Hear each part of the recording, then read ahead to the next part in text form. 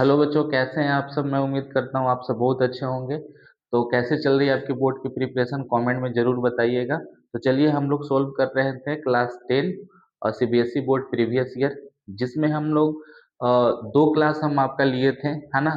लेकिन वो जो दो क्लास आपके पास पहुंचा है उसमें पीपीटी ना होने की वजह से क्वेश्चन विजुअल नहीं थे, ठीक है। तो मैं उसी क्लास को दोबारा पीपीटी के थ्रू रिकॉर्ड कर रहा हूँ आपके लिए, ठीक है। तो चलिए बिना टाइम वेस्ट किए हुए हम लोग क्लास को स्टार्ट करते हैं, है ना। ये है आपका 10th science, light reflection and refraction, है ना, previous year CBSE board questions. आइए सबसे पहला सवाल पे हम लोग चलते हैं। ये है हम लोग का सबसे फर्स्ट क्वेश्चन। ये कह रहा है कि the laws of reflection hold true for, है ना। ये जो लॉज ऑफ रिफ्लेक्शन है वो किसके लिए सही है, ठीक। Plane mirrors only, concave mirrors only, convex mirror only, और ऑप्शन डी है ऑल रिफ्लेक्टिंग सरफेस। तो चलिए थोड़ा सा आपको हम रिकॉल करवाते हैं कि ये लॉज ऑफ रिफ्लेक्शन है क्या और ये क्या कहता है, ठीक है। तो इसके लिए आपको ले चलते हैं हम एनसीईआरटी पर। आइए देखिए, ये आपका लॉज ऑफ रिफ्लेक्शन है ना। लॉज ऑफ रिफ्लेक्शन, है ना। दो लॉज ऑफ रिफ्लेक्शन है। The angle of incidence is equal to the angle of reflection, है ना। सेकेंड क्या है, the incident ray the normal to the mirror at the point of incidence and the reflected ray all lies in the same plane. मतलब ये दो laws of reflection है और कहता है कि ये लॉज ऑफ रिफ्लेक्शन किसके लिए अप्लीकेबल है, ठीक है। तो ध्यान से देखिएगा इस बात को यहां से, है ना। ये कहता है कि this laws of reflection are applicable to all type of reflecting surfaces including spherical surfaces. मतलब ये लॉज ऑफ रिफ्लेक्शन जो है वो हर तरह के सरफेसेस के लिए अप्लीकेबल है, चाहे वो आपका प्लेन सरफेस हो, प्लेन रिफ्लेक्टिंग सरफेस हो, या फिर कर्व रिफ्लेक्टिंग सरफेस हो। अब कर्व रिफ्लेक्टिंग सरफेस में हमारे पास दो है ना, कनकेव और कॉन्वेक्स, ठीक है। तो आइए अब हम लोग अपना क्वेश्चन पे चलते हैं, ठीक है। हाँ, ये हम लोग का क्वेश्चन है। तो इसमें दे रखा है प्लेन मिरर्स ओनली। क्या सिर्फ प्लेन मिरर के अप्लीकेबल है? नहीं। कॉनकेव मिरर के लिए सिर्फ वो अप्लीकेबल है? नहीं। कॉन्वेक्स मिरर के लिए वो सिर्फ अप्लीकेबल है? नहीं। ये तो हर तरह के सरफेसेस के लिए अप्लीकेबल है। तो इसका आंसर होगा ऑप्शन नंबर डी, ठीक है। चलिए नेक्स्ट क्वेश्चन पे चलते हैं। नेक्स्ट है, what is the magnification of the images found by plane mirrors and why। मतलब प्लेन मिरर्स से जो इमेज का मैग्निफिकेशन होगा वो क्या होगा, ठीक है। और क्यों, क्यों का मतलब कि मतलब उसको सॉल्व करके बताइए कि ऐसा क्या है। तो आइए सबसे पहले आपको हम बताते हैं कि ये हमारा प्लेन मिरर है। एक सेकेंड, ये एक प्लेन मिरर है, ठीक है। और प्लेन मिरर की प्रॉपर्टीज क्या होती है, याद कीजिए कि प्लेन मिरर की प्रॉपर्टीज है कि हम प्लेन मिरर के सामने जितना डिस्टेंस पर ऑब्जेक्ट को रखेंगे, है ना, उतना ही डिस्टेंस पर बिहाइंड द मिरर हमारा इमेज बनेगा। क्लियर है, ये पहली प्रॉपर्टी। दूसरी प्रॉपर्टी कि ऑब्जेक्ट का जितना हाइट होगा उतना ही हाइट का मतलब उतना ही साइज का इमेज बनेगा, ठीक है। और इरेक्ट बनेगा और वर्चुअल बनेगा। तो ये हमारा ए बी अगर ऑब्जेक्ट है ना, तो एच हाइट का ही ए डैश बी डैश इमेज बनेगा। मतलब इस केस में हम कह सकते हैं कि हाइट ऑफ इमेज किसके इक्वल है, हाइट ऑफ ऑब्जेक्ट का। तो आइए अब हम लोग मैग्निफिकेशन को देखते हैं कि मैग्निफिकेशन क्या होता है। तो मैग्निफिकेशन एनसीईआरटी में इसका डेफिनेशन सीधा दे रखा है कि it is the ratio of height of image to the height of object. That means M क्या है, that means M is equals to height of image upon height of object. लेकिन इस केस में देखिए तो हाइट ऑफ इमेज और height of object क्या है, दोनों इक्वल है। तो हाइट ऑफ इमेज ऐसे ठीक है upon height of object, sorry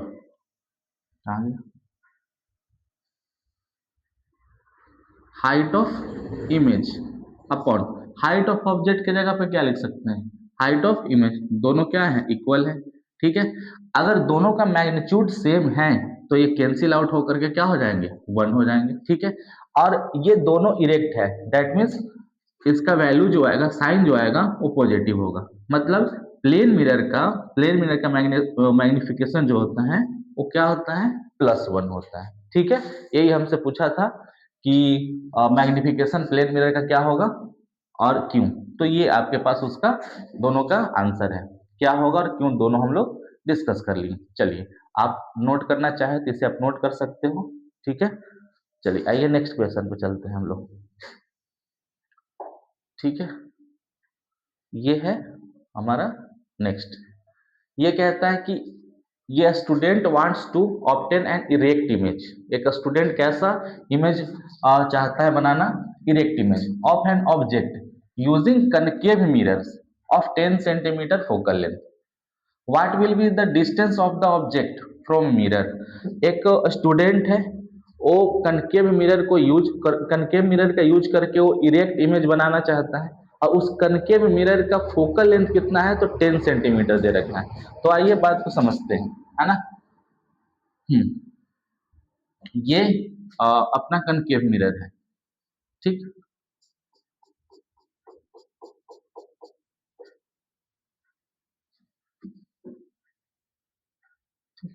ये प्रिंसिपल एक्सिस, यहाँ पर पोल, और ये प्रिंसिपल फोकस, और ये सेंटर ऑफ कर्वेचर। ठीक है, तो इमेज फॉर्मेशन में क्या होता है कनकेव मिरर में, कि जब हम ऑब्जेक्ट को, है ना, पोल और प्रिंसिपल फोकस के बीच में रखते हैं, तो इस केस में image behind the mirror erect बनता है, वर्चुअल बनता है, और ऑब्जेक्ट से बड़ा बनता है ना। और प्रिंसिपल फोकस, पोल से लेकर के प्रिंसिपल फोकस तक का जो डिस्टेंस है, उसको हम लोग कहते हैं फोकल लेंथ, जिसे हम लोग एफ से डिनोट करते हैं। ठीक है, तो अब हमें देखना ये है कि ऑब्जेक्ट को हम कहाँ रखे हैं, तो पी और एफ के बीच में रखे हैं। मतलब ऑब्जेक्ट का जो डिस्टेंस होगा वो फोकल लेंथ से छोटा होगा, फोकल लेंथ से कम होगा। अब फोकल लेंथ कितना दे रखा है, 10 सेंटीमीटर। तो अगर कनकेव मिरर का यूज करके वो स्टूडेंट चाहता है कि वो इरेक्ट इमेज बनाए, तो उसे ऑब्जेक्ट को कहाँ रखना होगा, पी और एफ के बीच में। दैट मीन्स फोकल लेंथ से कम डिस्टेंस पर। तो ऑप्शन को अब देखिए, ऑब्जेक्ट डिस्टेंस हमसे पूछा है लेस देन 10 सेंटीमीटर। ठीक है, ए है आपका, तो लेस देन 10 सेंटीमीटर, हाँ ये हो जाएगा। ठीक है, और 10 सेंटीमीटर, ठीक है, नहीं ये नहीं होगा। बिटवीन 10 सेंटीमीटर एंड 20 सेंटीमीटर, ये भी नहीं होगा। मोर देन 10 सेंटीमीटर, तो इसका सही आंसर क्या है, less than 10 centimetre. Object distance कहाँ होना चाहिए, कितना होना चाहिए, फोकल लेंथ से कम डिस्टेंस पर होना चाहिए, लेस देन 10 सेंटीमीटर। चलिए नेक्स्ट।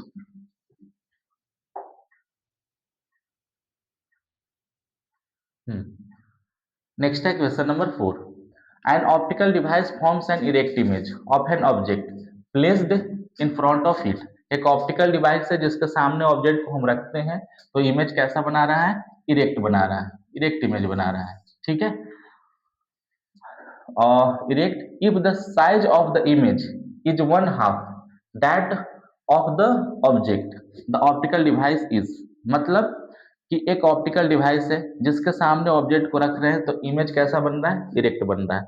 तो हमारे पास तीन ऑप्टिकल डिवाइस है, मान लो एक प्लेन है, कॉन्वेक्स मिरर है, कॉनकेव मिरर है। ठीक है, ठीक है, इसमें तो ऑप्शन में दे रखा है कॉन्वेक्स लेंस भी, लेकिन लेंस की बात हम लोग आगे करेंगे। ठीक, अभी जितना भी हम लोग यहाँ पे जो क्वेश्चन आएगा आपको मिरर से रिलेटेड मिलेगा, और स्फेरिकल मिरर और प्लेन मिरर से। ठीक है, क्योंकि रिफ्लेक्शन वाला पार्ट हम लोग सोल्व कर रहे हैं, इसके आगे रिफ्लेक्शन पार्ट जब हम लोग सोल्व करेंगे तो वहां लेंस की बातें होंगी। ठीक, तो मान लो ये हमारे पास प्लेन मिरर है। ठीक है, और प्लेन मिरर के सामने अगर किसी भी ऑब्जेक्ट को रखेंगे, तो सेम साइज का इमेज बनेगा, उतना ही डिस्टेंस पर, जितना डिस्टेंस पर ऑब्जेक्ट को हम रखे हैं। दूसरी बात हो गया कि दो और है हमारे पास, एक कॉनकेव मिरर, ठीक, एक ये कॉनकेव मिरर है ना। कॉनकेव मिरर ये है, इसका पोल, प्रिंसिपल फोकस और सेंटर ऑफ कर्वेचर। इस केस में ऑब्जेक्ट को हम अगर पी और एफ के बीच में रखते हैं, तो इरेक्ट बनाएगा, वर्चुअल बनाएगा, और ऑब्जेक्ट के साइज से इमेज का साइज बड़ा होगा। ठीक है, चलिए फिर है एक हमारे पास कॉन्वेक्स मिरर, है ना। ये इसका प्रिंसिपल एक्सिस है, यहाँ पे पोल, ये प्रिंसिपल फोकस है ना, प्रिंसिपल फोकस है ये, ठीक, ये प्रिंसिपल फोकस, और यहाँ सेंटर ऑफ कर्वेचर, ठीक है। तो अब देखिए ऑब्जेक्ट को हम यहाँ पे रखा हुआ है कॉन्वेक्स मिरर के सामने, तो इमेज कहाँ बनेगा, पी और एफ के बीच में, है ना, और हाइट ऑफ इमेज जो होगा वो हाइट ऑफ ऑब्जेक्ट से छोटा होगा। और हमें क्या चाहिए, अब देख ध्यान से, इरेक्ट इमेज चाहिए, ठीक है, लेकिन इमेज कैसा है, छोटा है। तो इरेक्ट तो कनकेव में भी बन रहा है, इरेक्ट कॉन्वेक्स में बन रहा है, लेकिन छोटा कहाँ पे बन रहा है, कॉन्केव में ऑलवेज बड़ा बनेगा, है ना। Height of image, height of object से यहाँ ऑलवेज बड़ा होगा, और यहाँ पर height of image height of object से छोटा होगा। मतलब हमारा आंसर क्या जाएगा, कॉन्वेक्स मिरर, ठीक है। कॉन्केव मिरर दे रखा है, नहीं, कॉन्वेक्स मिरर, हाँ, तो ये हमारा ऑप्शन नंबर बी हो जाएगा, ठीक है। प्लेन मिरर की तो इक्वल साइज का बनेगा, और कॉन्वेक्स लेंस की हम लोग बात करेंगे डिफ्रैक्शन में, चलिए, ठीक है। नेक्स्ट क्वेश्चन पे आते हैं, क्वेश्चन नंबर 5। हाँ, ये कहता है कि the image of an object placed in front of A concave mirror of focal length 15 centimetre of the same size, है ना, at the object, the distance between the object and its image is. अब सुनिए क्या कह रहा है कि आपके पास एक कनकेव मिरर है ना, ये कनकेव मिरर है, ठीक है। चलिए, ये कनकेव मिरर, ये इसका प्रिंसिपल एक्सिस, और ये pole, principal focus, centre of curvature. अब कहता है कि the image of an object place in front of concave mirror of focal length 15 centimetre. Focal length कितना दे रखा है इसका, 15 सेंटीमीटर, एफ 15 सेंटीमीटर दे रखा है, ठीक है। और इमेज कैसा बन रहा है, ऑब्जेक्ट के सेम साइज का बन रहा है, ठीक है।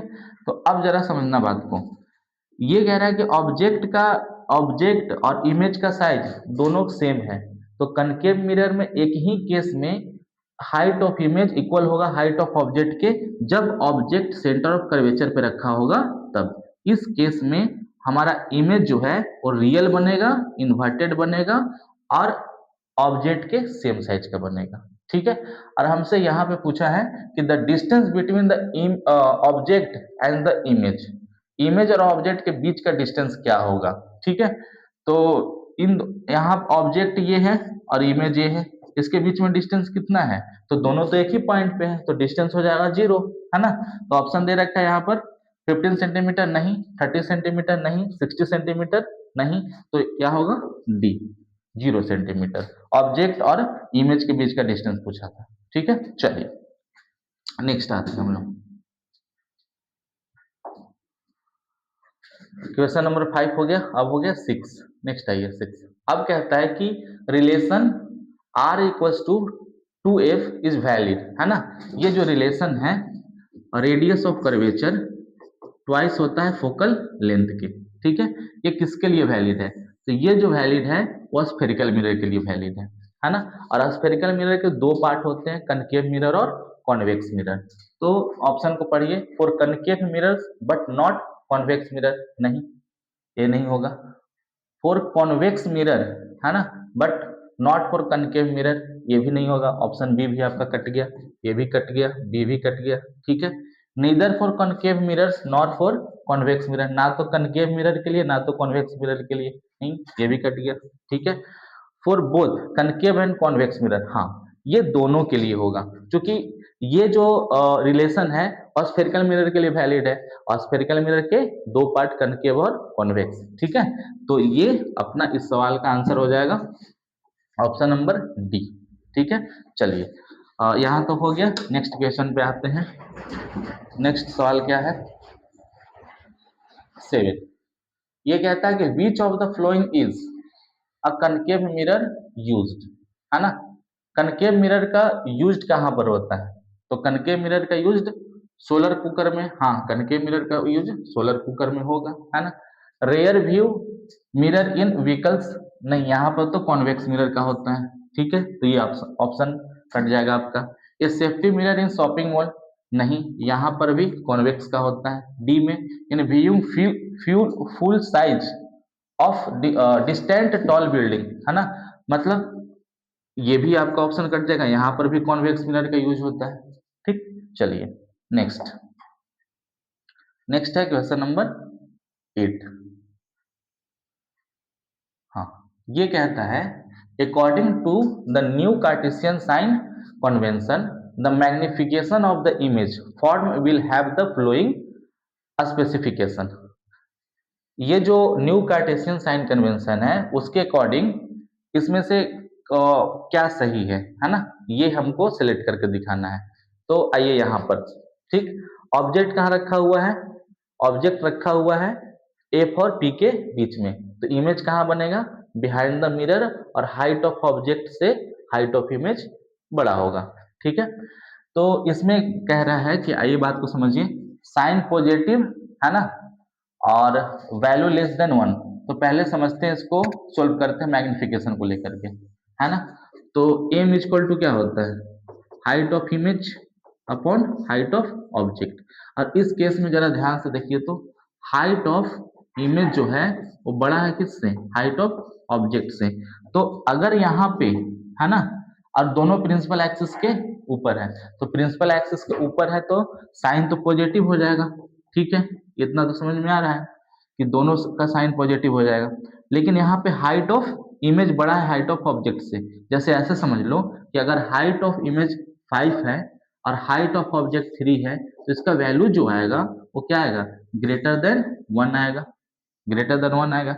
मतलब इस केस में मैग्निफिकेशन जो है वो पॉजिटिव भी है और ग्रेटर देन 1 भी है। ठीक है, तो आइए ऑप्शन चेक करते हैं। ऑप्शन ए है साइन पॉजिटिव, ठीक है, वैल्यू लेस देन 1, नहीं, वैल्यू ग्रेटर देन 1 आ रहा है, तो ऑप्शन ए आपका कट जाएगा। Sign positive value more than 1, हाँ ये होगा। ठीक है, साइन क्या हुआ, ठीक है,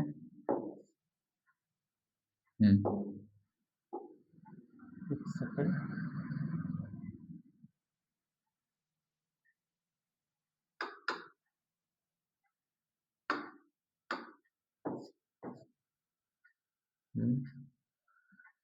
क्या हो गया, एक सेकंड।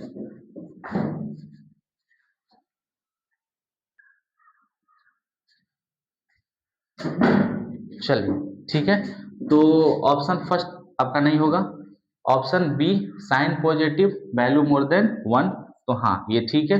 चलिए, तो ये भी आप बाकी दो और ऑप्शन आप चेक कर सकते हो। ठीक, तो आइए अब नेक्स्ट क्वेश्चन पे चलते हैं। क्वेश्चन नंबर 8 हो गया, क्वेश्चन नंबर 9, है ना। अब कहता है कि the radius of curvature of converging mirror, मतलब रेडियस ऑफ कर्वेचर आर दे रखा है, कितना, 30 सेंटीमीटर, 30 सेंटीमीटर, तो एफ क्या हो जाएगा, F equal to R by 2, यानी 30/2, यानी कितना, 15 सेंटीमीटर, है ना।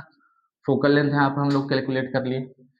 और मिरर दे रखा है कन्वर्जिंग, कन्वर्जिंग का मतलब क्या हुआ, लाइट को कन्वर्ज कर रहा है, डेट मीन्स ये कन्वर्जिंग मिरर, डेट मीन्स एक कनकेव मिरर की बात कर रहा है। ठीक है, at what distance from the mirror should an object be placed so as to obtain a virtual image, मतलब कि ये हमारे पास एक कनकेव मिरर है ना, इस कनकेव मिरर के सामने ऑब्जेक्ट को हम कहाँ रख दें, ये प्रिंसिपल एक्सिस हो गया, ये प्रिंसिपल फोकस हो गया, और ये सेंटर ऑफ कर्वेचर। ठीक है, अब यहाँ पे हमसे पूछा है कि ऑब्जेक्ट को हम कहाँ रख दें कि हमारा इमेज कैसा बने, इरेक्ट बने। ठीक है, इरेक्ट पूछा है, object virtual image, that means erect, मतलब हमको ऑब्जेक्ट को एफ और पी के बीच में रखना होगा। इस केस में इमेज बिहाइंड द मिरर, एक सेकेंड, इस केस में बिहाइंड द मिरर इमेज बनेगा। ठीक है, इरेक्ट और वर्चुअल होगा। तो फोकल लेंथ कितना आया है, 15 सेंटीमीटर, मतलब ये जो ऑब्जेक्ट का डिस्टेंस होगा वो फोकल लेंथ से छोटा होगा, है ना। यू जो होगा वो फोकल लेंथ से क्या होना चाहिए, छोटा होना चाहिए। तो ऑप्शन चेक कीजिए, एट इन्फिनिटी नहीं, इन्फिनिटी पे रखना है नहीं। 30 सेंटीमीटर, तो 30 सेंटीमीटर सेंटर ऑफ कर्वेचर पे हो जाएगा तो वहीं बन जाएगा, वो भी ऑप्शन कट गया। Between 50 centimetre and 30 centimetre, between 15 centimetre और 30 सेंटीमीटर इसके बीच में, हाँ तो नहीं, ये भी नहीं होगा, है ना। बिटवीन 0 सेंटीमीटर एंड 50 सेंटीमीटर, हाँ 0 से 15 सेंटीमीटर के बीच में कहीं भी रखेंगे तो ऑब्जेक्ट हमारा इरेक्ट एंड वर्चुअल बनेगा। इसका सही ऑप्शन हो गया डी। चलिए यहां तक हो गया। अब आते हैं हम लोग नेक्स्ट, देख लो आप इसे। चलिए क्वेश्चन नंबर 10, है ना, लास्ट। ये कहता है कि which of the following statement is not true in reference to the diagram shown above. जो आपके पास जो डायग्राम दिख रहा है ना, इसके रेफरेंस में कौन सही नहीं है, ठीक है, नॉट ट्रू, है ना। तो आइए इसको हम लोग समझते हैं। पेन ले ले थोड़ा दूसरा कलर का।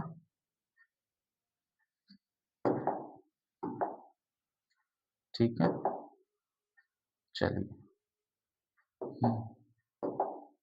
देखिए, अब ये मिरर आपका कनकेव दे रखा है, ऑब्जेक्ट कहाँ पर है, सेंटर ऑफ कर्वेचर पर, तो इमेज भी कहाँ बनेगा, सेंटर ऑफ कर्वेचर पर ही बनेगा, है ना। रियल बनेगा, इन्वर्टेड बनेगा और same size of the object बनेगा, ठीक है। तो कौन सही नहीं है, तो इमेज फॉर्म इज रियल, हाँ ये सही है, इमेज रियल बनेगा, ठीक है। लेकिन हमको तो सिलेक्ट करना है, हमको नॉट ट्रू सिलेक्ट करना है, ठीक है। तो ये तो ट्रू है। Image form is enlarge, image क्या इनलार्ज बनेगा, नहीं, इमेज सेम साइज का बनेगा, तो यही अपना ऑप्शन हो जाएगा, यही आंसर हो जाएगा, ठीक है, यही सही नहीं है। आगे पढ़ लेते हैं हम लोग। Image is form at a distance equal to double the focal length, हाँ इमेज जो है वो सेंटर ऑफ कर्वेचर पर बनेगा, that means radius of curvature का डिस्टेंस होगा जो कि फोकल लेंथ के ट्वाइस होगा, ठीक, तो ये भी सही है। Image form is inverted, image inverted बनेगा, ठीक है। तो हमको इस क्वेश्चन में सिलेक्ट करना था नॉट ट्रू, ठीक है। तो नॉट ट्रू कौन है, इमेज फॉर्म इज इनलार्ज, ठीक है। तो चलिए ये हम लोग का यहां तक हो गया, ठीक है। अब आते हैं हम लोग नेक्स्ट, ठीक, हाँ तो ये 10 क्वेश्चन था, इसमें 10 क्वेश्चन थे जो हम लोग सोल्व कर लिए हैं। तो इसी तरह से आपको दोनों सब्जेक्ट का, मैथ और साइंस का, जितने भी सीबीएसई बोर्ड क्लास 10 में प्रीवियस ईयर आ रखे हैं, ठीक है, हम चैप्टर वाइज और टॉपिक वाइज सोल्व करेंगे, तो बने रहिएगा मेरे साथ, ठीक है। और अगर आपको वीडियो अच्छा लगा होगा तो वीडियो को लाइक कीजिएगा, शेयर कीजिएगा और चैनल को सब्सक्राइब करना ना भूलिएगा, ठीक है। मिलते हैं अगले क्लास में, तब तक के लिए पढ़ते रहिए, मेहनत करते रहिए, धन्यवाद।